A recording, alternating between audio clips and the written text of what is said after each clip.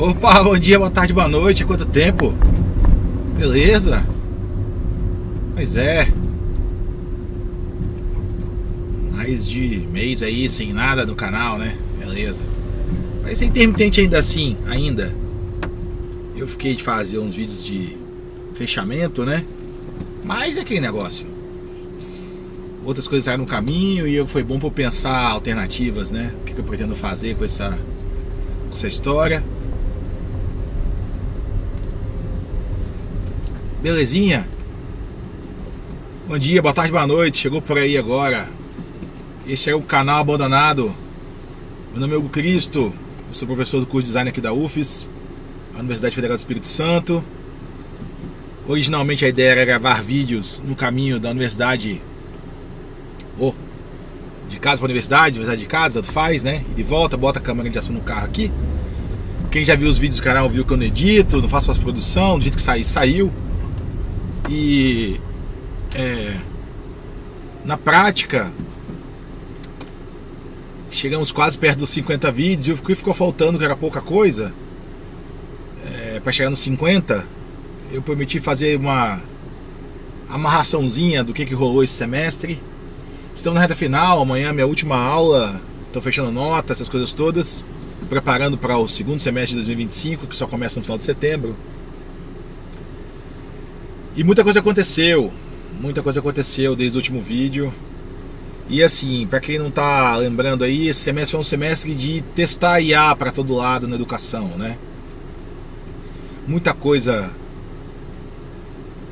apareceu como oportunidade para mim, de falas, de convites, disciplinas, oficinas e tal, projetos de extensão. Esse vídeo então eu vou meio que amarrar essa história aqui e meio que já contando que o próximo só virá no semestre seguinte. E a gente tem um baita de um desafio pela frente aí, gente. Quem está interessado em trabalhar com IA, com o que quer que seja, neste momento vai precisar de muita paciência, de muita criatividade. Não está sendo fácil. Por outro lado, as discussões que eu tive foram muito boas. Então vamos lá, o trânsito está pesadíssimo hoje, provavelmente vou demorar um tempinho até a universidade. Então eu vou ter tempo para contar um pouco da história toda. Tem um sol barra pesada aqui, né? Já estamos chegando no momento de o verão arrasar o Espírito Santo. Caraca, assim, a gente está tendo clima de deserto, tá dando 18 graus, 19 de noite. E de dia agora, assim, no meio-dia tá dando 29 graus. Então assim, nós estamos praticamente no deserto, né? Aquela oscilação, amplitude térmica louca. Vou colar no ônibus aqui para ter sombra para poder gravar. Mas é aquela história, quem tá sabe que o canal como é que funciona aqui, eu pego o trânsito às vezes com o sol aqui na frente, do lado de cá, e fica oscilando esse espaço. Vai chegar a hora que vai ser impossível acompanhar o vídeo, mas vamos aí. Desde o começo do semestre letivo aqui na UFES, abril, eu fiz uma série de coisas envolvendo IA, algumas formais em sala de aula, outras oficinas de extensão, coisas parecidas, palestras, falas, momentos de conversa. Recapitulando assim, para mostrar o conjunto das coisas que eu fiz, algumas deram certo, outras não tanto, outras são promissoras, mas precisam de mais tempo e energia investidas, né? Eu comecei o semestre como um seminário na pós-graduação em psicologia, tentando apresentar caminhos para usar IA na pesquisa em psicologia, não só produtividade, mas para poder pensar também fenômenos psicológicos, né? E foi um seminário curto, 15 horas, mas foi muito interessante, turma cheia, mestrandos e doutorandos de psicologia. Esse material está disponível no GitHub, que eu vou colocar na descrição do vídeo, mas tem um vídeo do canal falando sobre ele também. Em paralelo a isso, na graduação em design no primeiro período, eu parei de usar o Rocket Socket, que é a linguagem de programação que eu desenvolvi para apoiar o desenvolvimento do pensamento computacional, né, nos estudos de design, para fazer um teste usando IA, HTML, CSS, ver como que eles lidariam com essa construção de interfaces para a web com a ajuda de IA, ver se funcionava ou não, pensando como que eu podia adaptar a disciplina para a realidade nova, né? E foi interessante por alguns aspectos, em outros nem tanto, algumas coisas deram certo, outras não. Foi um período de experimentação, então assim, tem muitas coisas que a gente erra para mais ou para menos, precisa de calibragem, né? Os trabalhos foram praticamente todos entregues, tem só um finalzinho aí para chegar dos estudantes, mas a maioria que nunca tinha visto HTML e CSS na frente ou muito pouco, conseguiu lá fazer as atividades que eu passei, construiu bem ou mal as suas interfaces com a ajuda do Gemini ou com o GPT, deixei bem livre isso. Depois a gente finalizou com Figma, a ideia é que eles construíssem Figmas melhores, porque eles conheciam um pouco mais de HTML e CSS. Isso meio que aconteceu, mas aconteceram coisas muito legais. Gente que inclusive explorou bastante HTML e CSS em níveis até que eu surpreendi, assim. Então, positivo. E eu comecei um projeto de extensão que chama-se TEIA, Tecnologias Educacionais e Inteligência Artificial. E esse projeto ele tá com uma galera boa, tem umas 11 pessoas da universidade, assim, os estudantes de graduação envolvidos, tem colegas de outras universidades que a gente não conseguiu fazer nada exatamente juntos ainda, mas enfim, o plano tá aí. Ele começa oficialmente 22 de setembro, só o T, mas eu sou super antecipado, eu gosto de testar as coisas antes de colocar para funcionar, né? Então testei bastante. E o que a gente fez? Eu fiz 6 encontros com diferentes públicos da universidade nesses 4 meses para testar discussões de IA. Claro que eu tenho uma tendência para fazer algumas coisas mais no design e na psicologia, que são as áreas que eu trabalho, mas não foi só isso, né? Além da aula inaugural do semestre letivo, que eu participei de uma mesa redonda com os colegas do Centro de Artes, falando sobre IA. Ontem eu participei de uma mesa redonda na UVV, que é uma universidade privada aqui do Espírito Santo, a convite de um colega também, o Fábio Nogueira, que conheço ele desde da minha infância, fez doutorado também na psicologia junto comigo.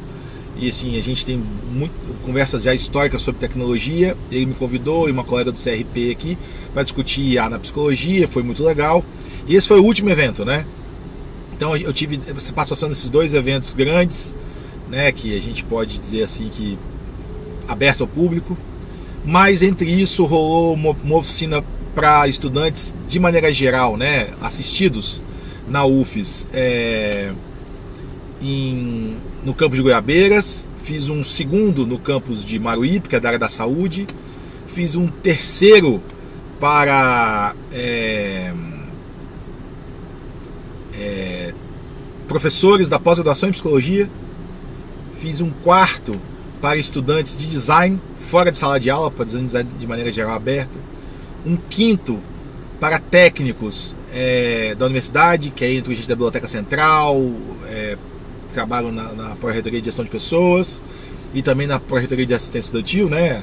Então, essa história. E o último encontro numa disciplina de graduação, a convite da minha orientadora de doutorado e supervisora de pós-doutorado, a Cristina Menandro, para os alunos dela de psicologia na graduação. Então, nesses momentos variou um pouco o conteúdo, eu dei ênfase maior ou menor a alguns aspectos que são de interesse da audiência ali, mas sempre tendo essa possibilidade de discutir IA com as pessoas, de ouvir muito, e ouvir expectativas, dúvidas, e sempre nessa tentativa de fazer essa apresentação que desmistifica um pouco, né, mostra de onde as coisas vêm.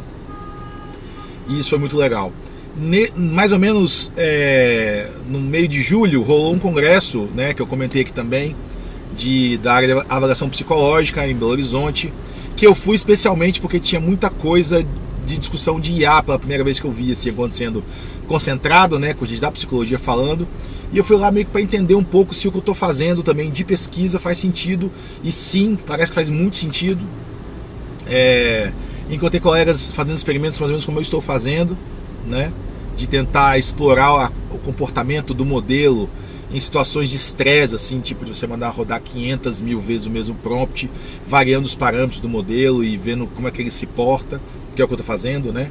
E foi muito interessante isso, porque eu pude ver aplicações do uso dos modelos de linguagem, principalmente via API, né, para estudos de personalidade. Então, assim, aquela coisa de tentar fazer a validação dos inventários por meio de LMs, comparando com o desempenho do que juízes fariam, por exemplo. Muito interessante.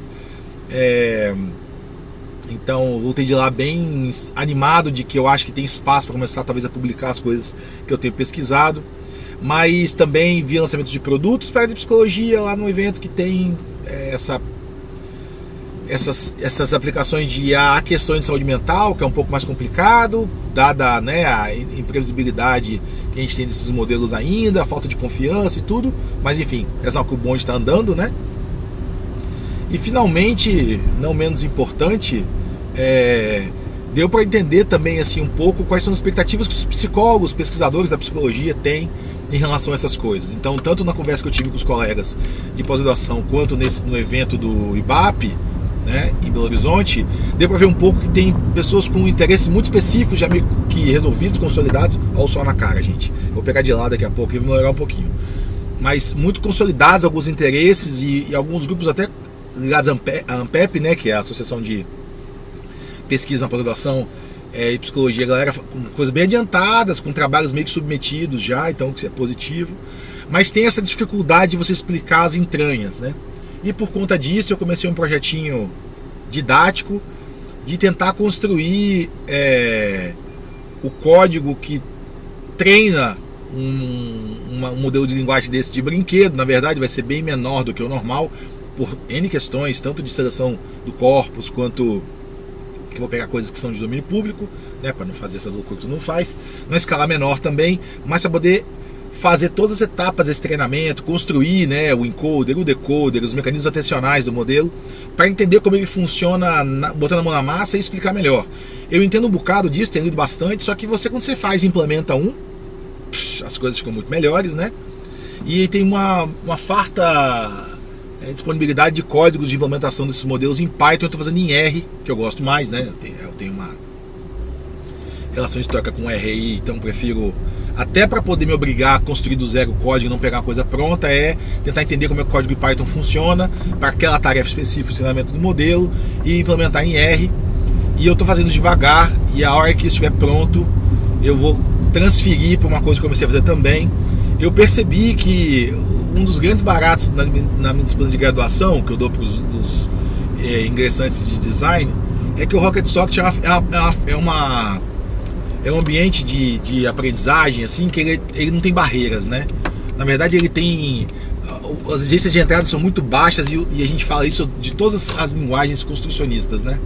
Que elas têm um teto muito alto. Então você pode chegar muito longe com ela, mas as barreiras de entrada são mínimas. Então essa coisa do acesso fácil e depois de você não ter muitos limites me interessa muito, e eu acho que as coisas com IA precisam disso também. A gente está com muita dificuldade de, por exemplo, pegar quer dizer, tem muito acesso a você instalar um Olhama na sua máquina, um LM Studio, e você começar a usar, fazer prompts offline, tá mais fácil, né? Se quem não quiser usar um Gemini por questões de segurança, privacidade ou convicções éticas, que eu acho que elas são importantes, tá fácil, mas ainda não tá tão fácil você usar essas coisas para construir ferramentas suas. Tem um monte eu comentei aqui nos vídeos anteriores também, de ferramentas visuais, de programação em fluxo, tipo Rivet, tipo N8N, mas não é a mesma coisa, gente. Assim, honestamente, eu fiquei um bom tempo usando o Nime, fazendo algumas coisas. Adoro o Nime, eu devo fazer uma certificação dele agora também. Adorei ter aprendido, descoberto que ele existe, né? Eu não sabia. O Rivet é legal também, mas achei o Nime melhor ainda que o Rivet. Maior, uma comunidade mais estruturada e aplicações na indústria um pouco mais sérias, então você acaba que tem uma estabilidade melhor dos pacotes e tudo, né? Dos blocos de fluxo, mas tem isso. E eu, quando eu mudei e comecei a fazer testes no R, usando a API. O R é uma coisa maravilhosa, mágica, né? Eu acho que quem usa Python deve ter uma sensação parecida. Fica muito mais fácil, muito mais rápido, muito mais tranquilo de você manipular os resultados. Então a migração pro R me ajudou bastante. E aí eu tô nessa história de reconstruir o modelinho, construir o modelo do zero, treinar e tudo, fazer o modelo fundacional, depois fazer os refinamentos dele para domínios específicos, né? O que a gente fala de ou aplicação para se tornar um assistente, ou para ele ser um classificador, uma coisa mais específica. Estou fazendo os dois para botar a mão na massa. E a minha ideia é tentar fazer um Rocket Socket disso. Eu fiquei imaginando que barato que seria você ter um ambiente didático, convidativo, que permita que as pessoas escolham conjuntos de dados, subam nessa ferramenta, lógico, localmente, sem precisar botar nada online, por questões de segurança e tudo, e ver o passo a passo, a mágica acontecendo, né? A tokenização acontecendo. E aí você começar a encontrar a montagem do espaço multidimensional desses tokens, e de você ver os embeddings ali, e dali você começar a ver como que você gera o vocabulário e os embeds associados para você fazer todo aquele processamento que você consegue começar a gerar as probabilidades dos próximos tokens numa cadeia. Então, e depois você fechar o modelo e utilizar ele para fazer predição. Então esse processo que ele é meio caixa preta para as pessoas, se a gente conseguisse mostrar isso de maneira didática, fácil, no navegador direto, seria uma baita de uma história. Eu não tenho perna para fazer isso para o próximo semestre, obviamente. Mas eu estou pensando em coisas intermediárias, mostrar pedaços disso e voltar com o Rocket Socket para a sala de aula. Eu não me convenci de que, do ponto de vista didático, a gente tirar a programação de sala de aula e enfiar IA como assistente do começo. Eu não estou convencido que os benefícios se justificam. Em que sentido? Assim, né? Eu venho trabalhando com ensino de programação em sala de aula há bastante tempo, oficialmente com o Rocket Socket desde 2021. Então eu achava que talvez com a chegada da IA eu precisaria abrir mão disso e mostrar logo para os estudantes como que eles poderiam usar a IA para poder ajudar eles a construir código. Sim e não. Eu acho que isso... A minha dúvida especialmente era em relação a HTML e CSS, tecnologias web de maneira geral. Me parece que nesse caso sim pode ser uma ajuda, porque é muito fácil, muito bobo, né? Não tem muito problema, é mais quebrar a cabeça porque as coisas não ficam como você quer. Mas na programação acho que seria um pouco diferente. Eu cheguei a testar usar um refinamento das respostas de modelos de código usando o Rocket Socket como base para ver se eu poderia ter um assistentezinho que ajuda com isso. Achei médio o desempenho, acho que a minha documentação funciona melhor. E a própria dinâmica que eu tenho com o Rocket Socket, que é os próprios estudantes poderem trocar código, funciona bem. Então, no período que vem, de fazer uma coisa mais híbrida, né? De ter um pouco de IA, o mínimo ali, mas também voltar com o Rocket Socket um pouco. Vamos ver como é que isso se porta.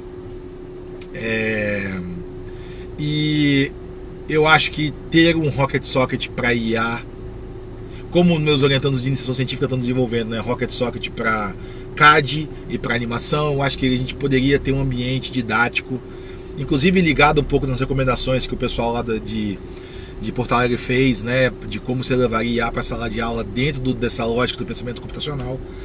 Me parece que é uma boa coisa. E tem um monte de coisa disponível para isso, né? Você tem TensorFlow, JavaScript funcionando muito bem.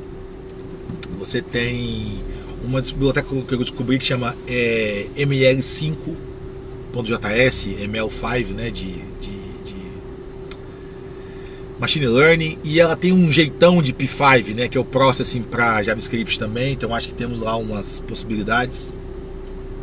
E aí talvez seja um caminho. Estou pensando nisso para 26, né, não para agora. E aí, como última coisinha que eu pretendo fazer, eu vou ofertar um outro seminário na pós-graduação agora, no segundo semestre, também de 15 horas curtinho, mas não vai ser o mesmo conteúdo de IA que eu ofereci. Eu vou dar um seminário na pós-graduação para mestrandos e doutorandos com técnicas de processamento computacional de dados textuais. Por que eu senti importante fazer isso? Por dois motivos. Primeiro, que eu fiquei pensando em maneiras de como eu poderia explicar para um mestrando, um doutorando, um pesquisador da área da psicologia, como é que eu podia apresentar para eles o ferramental básico que eu vi os meus colegas no IBARP tentando trabalhar com os orientandos deles também, que é usando, por exemplo, o R para você controlar, né, um modelo desse de linguagem para usar em pesquisa. Então tem uma coisa aí também de... Não adianta o cara, para dar o passo seguinte, usar esses modelos para fazer pesquisa em psicologia, ou em ciências sociais, ciências humanas, tanto faz, ele precisa saber programar em R, não tem muito jeito, ou em Python, né, ou um ou outro, não tem muito jeito de você correr disso. Mas então, para eu poder introduzir esse assunto como se fosse uma parte 2 do seminário que eu dei, eu preciso trabalhar com programação. A última vez que eu trabalhei com programação com R, se eu não me engano, foi em 2023, que eu tive acho que 3 doutorandos e 2 mestrandos fazendo a disciplina comigo, junto com os alunos de design, que foi legal, mas foi uma disciplina de 60 horas longa, mostrando o R do zero. Eu senti que a curva inicial para entrar no R é muito complexa, usando RStudio e tal. Então eu fiquei procurando alternativas e eu finalmente consegui encontrar um equivalente funcional sem sofrimento para o Jupyter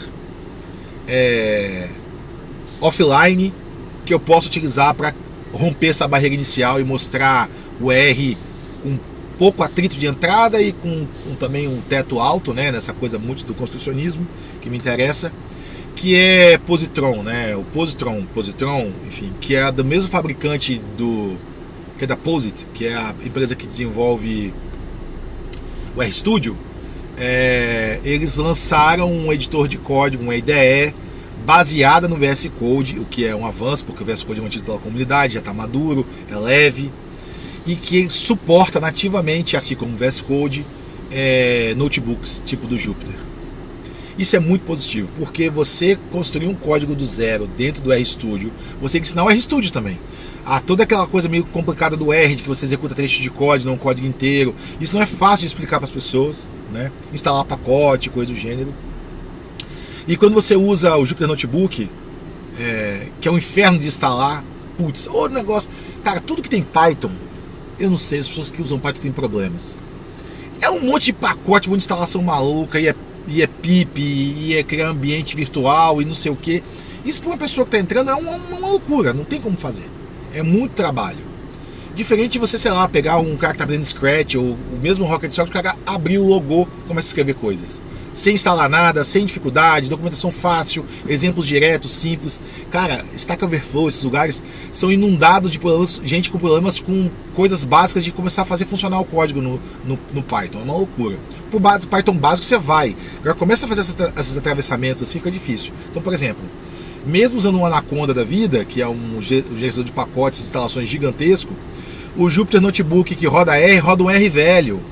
E aí tem um monte de pacote que está compilado para R mais novo que não funciona. Cara, o leigo não vai dar conta de fazer isso. O iniciante não vai dar conta de fazer isso.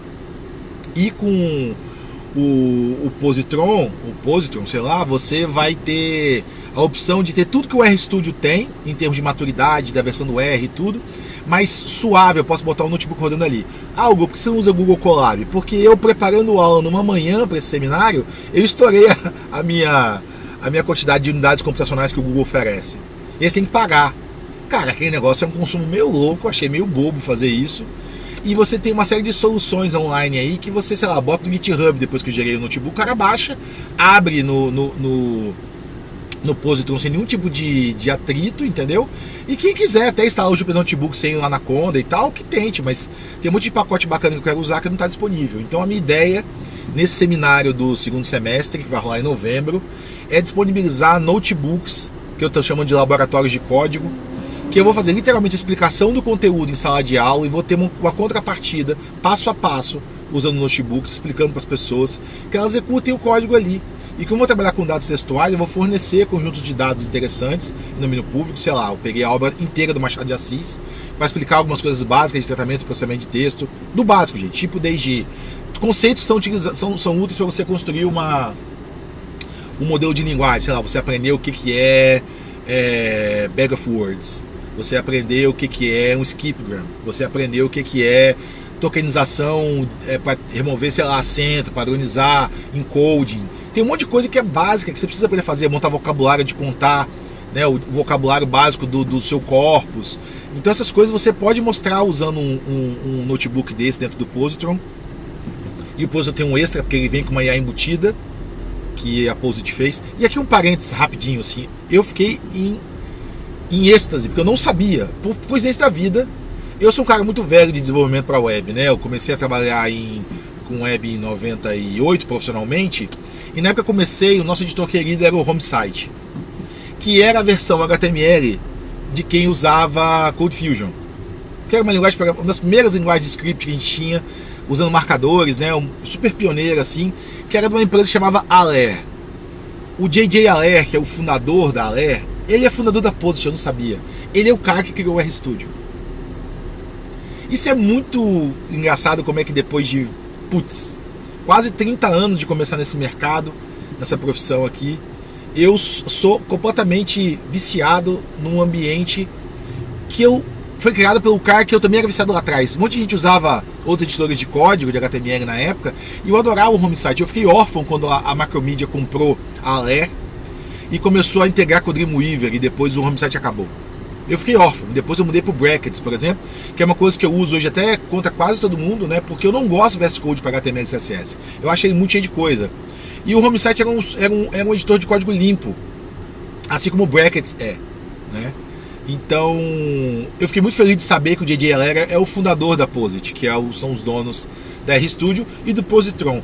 Tem uma coisa ali, esse cara saca muito de ambiente de desenvolvimento. É um negócio muito bacana. Fui sabendo esses dias, não sabia mesmo, que eu vi, eu tava vendo uma palestra dos caras dizendo quais são os planos deles pro futuro com IA. Eu falei, mas eu conheço esse cara. Aller, não é possível que seja o mesmo J.J. Aller. E o cara é um investidor, um empreendedor serial desses, mas segundo escalão, menos conhecido, menos barulhento, né? E que, cara, tem um trabalho muito legal com a RStudio. A RStudio contratou um monte de gente importante da comunidade de R, os caras são pesquisadores lá dentro, fazem pacotes que são muito importantes, mantêm, ajudam com distribuição. Eu não sei se eles têm alguma questão que é mal vista pela comunidade assim, né? Mas a princípio eu não vejo isso. Eu tenho percebido que eles são contribuem bastante para o avanço da linguagem, né? E agora você tem lá um botzinho de LLM embutido dentro do Positron que você consegue pedir ajuda para código, então a vida também de quem está aprendendo vai melhorar um bocado. Dá um monte de problema. Tem um vídeo muito legal do Hadley Wickham, que é um dos caras que criou o ggplot, Stringer, o Tidyverse, né, que a gente fala, que é um conjunto de pacotes aí para você trabalhar com R moderno, vamos dizer assim, que eu nem gosto muito da notação que eles usam, de mutate, usar os pipes. Eu prefiro o R basicão, que é o R que tem lá seus 30 anos de estabilidade, mas que vem do S, né? Então é meio isso, e eu acho que eu vou conseguir fazer esses notebooks. Vou colocar, tem um GitHub aberto já desse projeto aí, dessa disciplina, e eu vou colocar os notebooks todos lá para ajudar quem quiser. E eu estou pensando em fazer uma coisa casadinha, quer dizer, eu vou propor uma disciplina depois para pós, que ela vai encaixar as 15 horas que eu dei de introdução a IA, com as 15 horas de tratamento de texto básico, deu 30. E eu vou fazer as próximas 30 horas de uso de IA mais pesado. Então eu consigo meio que testar em pedacinhos a construção da ementa disso, do conteúdo programático, material paradidático, as leituras e tudo, para depois a galera poder ter facilidade de usar IA para valer. Então isso daria umas 60 horas. Vamos ver se eu, voltando para a sala de aula 100% ano que vem, quando você da chefia, eu vou conseguir manter a oferta regular dessa disciplina na pós. Se eu conseguir fazer isso, vai ser espetacular, porque eu acho que eu vou ter feito a minha contribuição mais relevante dos últimos tempos para trazer para essa galera o conteúdo que está no vértice ali, né? Do tratamento de dados, no uso de IA para você fazer processamento e análise, classificação de texto. É isso que eu vou fazer um pouco no seminário. Vou mostrar as técnicas básicas e vou terminar usando LLMs, basicamente lidando com essa coisa de fazer mais ou menos o que se fazia com o Word2Vec, com o Text2Vec, você não sabe o que é isso. Antes de você ter Transformers, que a gente tem hoje, basicamente, né, nas duas grandes arquiteturas, uma só com decoders, que é tipo o GPT, mas tem outros que tem encoder e decoder, tipo o BERT, né, do Google. Você tem, antes disso, você tinha uma outra série, tem um histórico desde os anos 60, sei lá, de processamento de texto, e que você tem uma série de coisas que foram sendo empilhadinhas. E uma das grandes coisas que apareceu lá em 2000 não vou... década de 2000 ali. Eu sei que é antes, acho que talvez seja 13, 12, não sei. Talvez um pouquinho antes. Que é uma outra dinâmica de você usar. É a primeira tentativa de você sair de trabalhar com o token como unidade de processamento e passar a trabalhar com um vetor que representa esse token, né? Por isso Word2Vec, né? Seria a palavra para vetor, e isso aparece a célebre comparação que se tem lá, né? De que rei menos homem mais mulher, no espaço multidimensional que o vocabulário está representado, você consegue extrair rainha dali, né? Ou você tem um espaço multidimensional em que, por exemplo, será Rio de Janeiro, você vai ter próximo ali São Paulo, Curitiba, Vitória, por quê? Porque são capitais, né? Então a gente tem um pouco essa história de você representar nesse espaço multidimensional termos que estão no contexto de aplicação deles ali, ainda que essas coisas não entendam o contexto, né? É simplesmente um processamento que tenta localizar onde que o termo estava. Você consegue extrair essas relações e fazer análises. Tem um pouco dessa herança dentro dos Transformers e depois nos modelos atuais, mas é um pouco diferente a lógica, exceto pela manutenção dos vetores, só que os vetores eram fixos nesse caso. Agora os vetores são dinâmicos, são atualizados ao longo do processo de treinamento e continuam sendo refinados, né? Então tem umas diferencinhas técnicas. Mas se você enxerga um Word2Vec funcionando, ou um Text ou um Doc2Vec, que é você fazer isso com um documento inteiro, não só com o vocabulário do documento, inclusive entre documentos, a história fica muito mais interessante. Você tem uma visão muito mais crítica de como funcionam as IAs, né? Beleza? Então é isso. Eu vou colocar o link também do seminário aqui embaixo. Foi um baita de um semestre de testar coisas. 6 encontros sobre de IA, além dessas 2 palestras, né, / mesas redondas, que eu pude participar. Vou fazer uma formação com meus alunos da TEIA, né, a gente se encontrou a cada 15 dias aqui. Já temos o esboço de uma cartilha, temos uma identidade visual definida, algumas ideias sobre o que nós faremos em termos de ações no segundo semestre. Recebemos convites aí de falar em outros lugares também, o que é ótimo, né? Poder compartilhar com pessoas de outras instituições o que a gente está fazendo, mas é isso. Então, segundo semestre promete, vou tirar fériasinhas, tentar correr um pouco do calor que está chegando e ir para um lugar mais frio, e provavelmente no segundo semestre eu vou gastar uma energia contando um pouco de como está sendo a experiência dessa disciplina de processamento de dados textuais, né? Com coisas mais avançadas do ponto de vista de computação, usando o R. E eu estou muito encantado com o POSIT, com esse Positron. Achei muito massa como ele funciona. Eu gosto dos VS Code para C e para Python, eu uso bastante, quando eu tenho que fazer coisas nos dois. Eu não curto para HTML e CSS, e eu achei bom como está funcionando para R. Tirando aquelas coisas que tem que ser esquisitas, né? Aquele monte de coisa espalhada na tela, mas enfim, eu acho que isso aí também sou eu que estou sendo chato só. E recomendo muito para quem está a fim de estudar R. E acho o RStudio muito grande. Ele tem tudo que o RStudio tem, inclusive a tabela de dados, que é maravilhosa. Inclusive ele já mostra uns gráficos de exploratórios dos dados ali do lado, com histogramas e tal. É muito maneiro, achei muito bem feito, né? Essa galera entende muito de R, entende muito o que a comunidade precisa para trabalhar. Então acho essa experiência bem maneira, beleza? No mais, isso aí, galera. O calor chegou, né? Espírito Santo. Tá difícil, você dorme bem, mas passa aperto o dia inteiro com calor. Nós estamos aqui já hoje 7h30 da manhã, 23 graus. Eu saí de casa, dentro da garagem em casa tava 20 graus, você vê, subiu 3 graus já aqui, andando no calorzinho. Vai bater 29 hoje tranquilamente, como bateu ontem, né? Então, valeu aí por ainda ouvir alguma coisa que aparece nesse canal. Algumas pessoas que disseram que tem interesse no grupo de estudo, coisa parecida que eu vou fazer, nós estamos fazendo já, mas vai mudar de horário no período que vem. Então vou dar uma divulgada. Montamos um grupo muito bacaninha, que eu chamei de formação do Forma Quadrado. Tivemos encontros sistemáticos 15 dias. Então talvez a gente vai fortalecer isso agora no segundo semestre, para ser o que eu tinha esperança de fazer nesses vídeos, eu vou fazer lá. A gente já tem feito coisas muito interessantes. Já até saiu uma ideia de trabalho para ser publicado juntos, a gente submeteu para um evento aí. Mais para frente eu posso comentar, a ambulância. Então acaba que a função que eu tinha para este canal em termos de discutir apareceu de outro jeito que parece que funcionou. É a ambulância, agora é a polícia. E aí aqui vai ser mais por curiosidades mesmo, beleza? Então é isso, valeu. Boa semana aí, bom finalzinho de semestre. A coisa de respeitar os pedestres, protetor solar agora de volta a todo vapor. Valeu aí.